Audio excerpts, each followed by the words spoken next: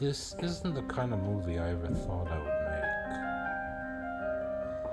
For one thing, it's not very visual, and I'm a very visual person, so I'm not sure why I'm even making it, but it's a story I really need to tell, and I'm too embarrassed to tell any of my friends.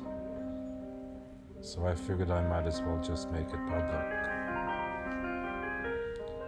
You know, I always thought I was too smart to fall for some kind of internet scam, get catfished. After all, I have a PhD. I'm very sophisticated, well-traveled, been around the block, and so careful all the time. But I don't know. There's something about him. Something about those blue eyes and the way he played me. You know, at first, I had a lot of suspicions, and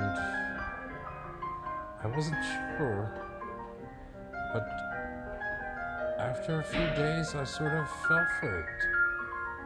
Hook, line, and sinker. Here I was already fantasizing on flying with him on his plane and beating his kid, and wow, just a whole world that I created in my mind. And for a while I actually fell for it. I did.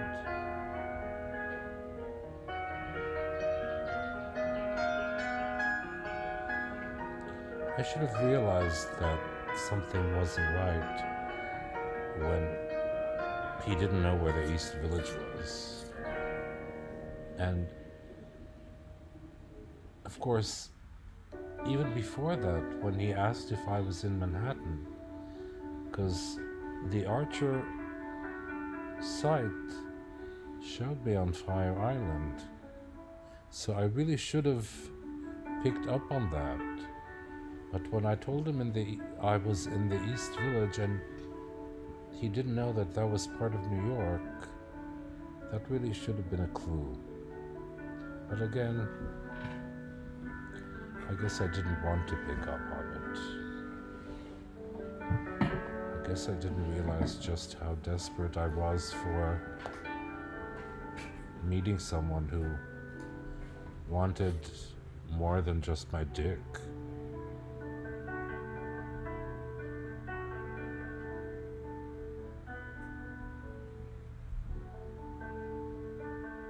At first I was pretty cautious.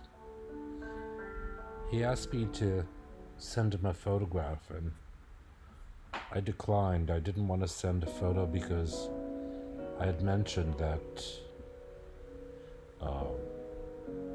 everyone else that I had met on Archer had been trying to scam me. But I didn't stop chatting with him. There was something about him that, I don't know, made me want to continue talking. At first, some of his responses were really quite banal. It seemed like he was just repeating everything that I had written and telling me things that I already knew because I had already said them. But I don't know, I guess I just needed to be paid attention to, and something about the way that he wanted me. And I knew that it was not right. I mean, he was professing his true love and we had never met. So my brain kept saying this isn't right. But you know, I just wanted to believe the fantasy. And I did for a moment. I did. I probably would have continued believing it for a while had Washington not come along. Yeah, that's a whole different story. But hey, we're just at the beginning of this one. So let's see where it goes. And then he started sending me those photos with his beautiful blue eyes and his uniform. And he looked so handsome, so sexy. And the icons with the hearts, it just, I don't know, just did me in. So I finally broke down and sent him a photo. I don't know what came over me or why I did it, but I just fell for those blue eyes. And then I started telling him about myself. Things that I didn't really usually share, certainly not online.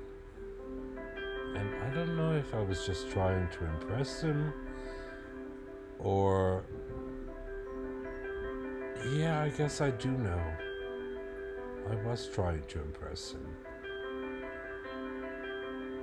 And I thought, well, you know, he's a pilot, he's well-traveled, he's sophisticated.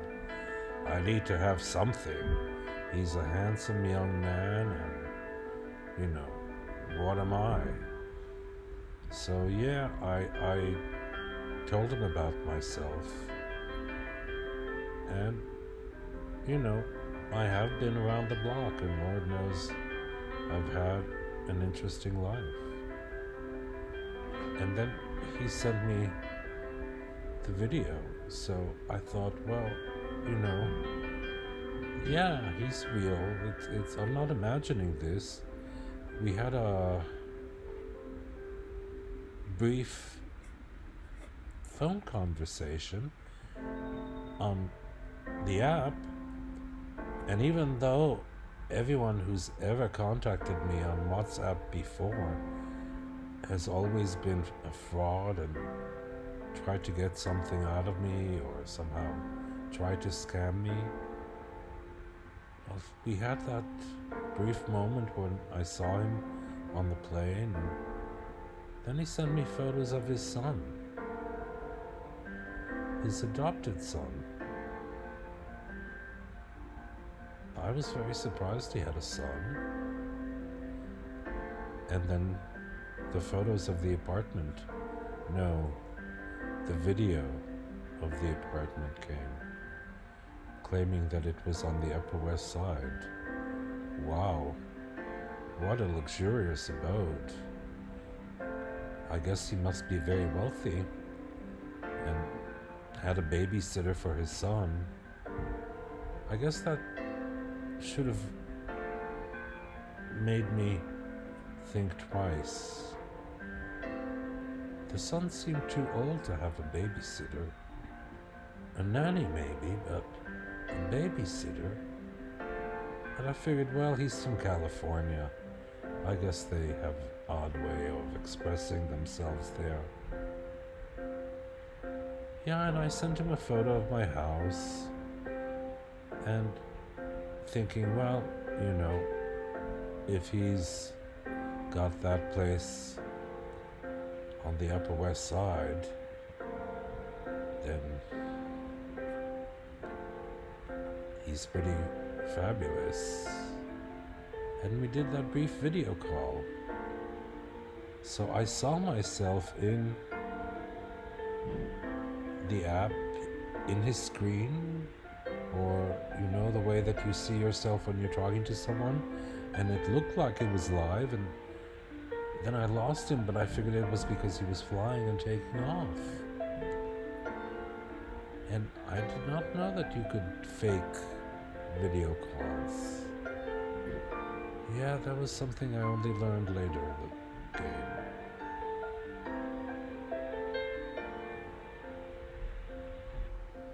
It wasn't that I was thinking about him all the time, but I did start looking forward to getting those messages from him in the morning, and because of the supposed time difference between him and being in Malaysia or Singapore or Vietnam, it was always my morning and his evening.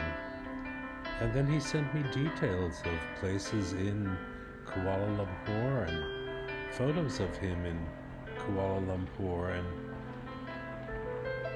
it sounded like he really was there, and I had no reason to believe that he wasn't. And then he mentioned that he'd been thinking, and he kept writing something and erasing and writing something and erasing and writing it and erasing. And then it was about buying a plane. And again, I was pretty shocked because that's not something that is in my world, and I really responded that he must have the wrong impression of me and think that I'm a lot wealthier than I really am, because I can't afford to buy a plane or a yacht or anything like that. And his response was so adamant that, oh no, he had money and he wasn't expecting me to buy it. He was just, thinking out loud, and I guess that sort of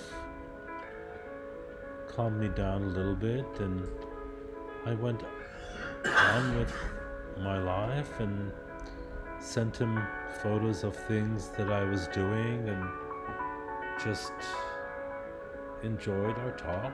I guess we weren't really talking, we were just chatting on WhatsApp, but it all felt like we were being fairly open, and he did ask some odd question, like if we flew to Cherry Grove, and why would we do that? I mean, I could see him asking if we took the railroad, but again, I just didn't pick up on it.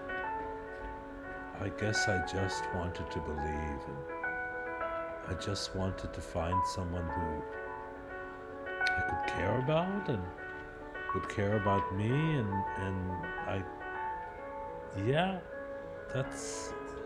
that's it. It's that loneliness that's glaring all the time, that I feel all the time now that Scott is gone, and God knows the last few years with Scott were really difficult. But it wasn't all bad, and we had some good 25 years or so.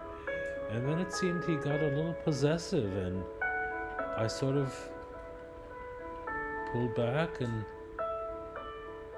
he just, I don't know, knew how to work around me and feed me lines that felt like I could believe, and I guess I did.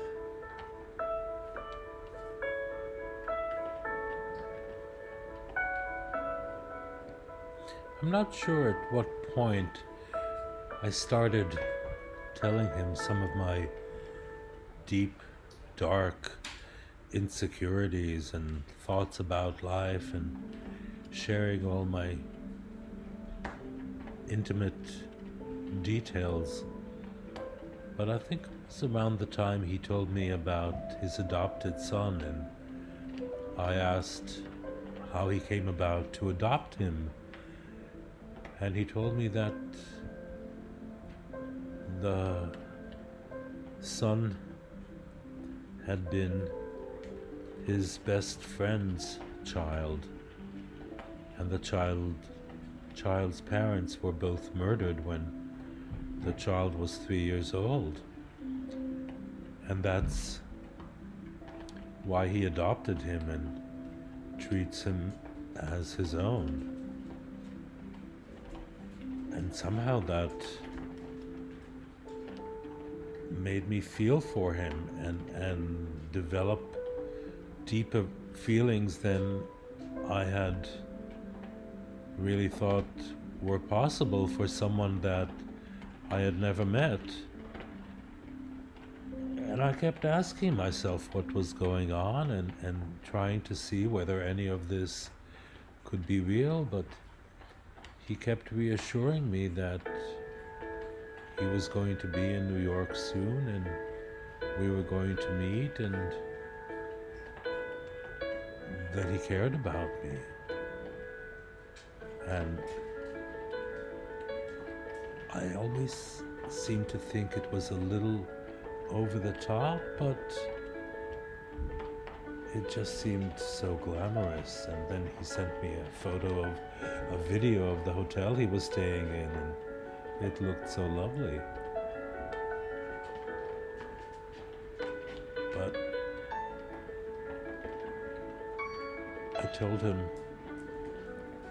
about my stay at the George Sank, and I told him about my insecurities about growing old, and told him about my friend Augusto's passing, and even sent photos of some of the pieces that I was doing because of that.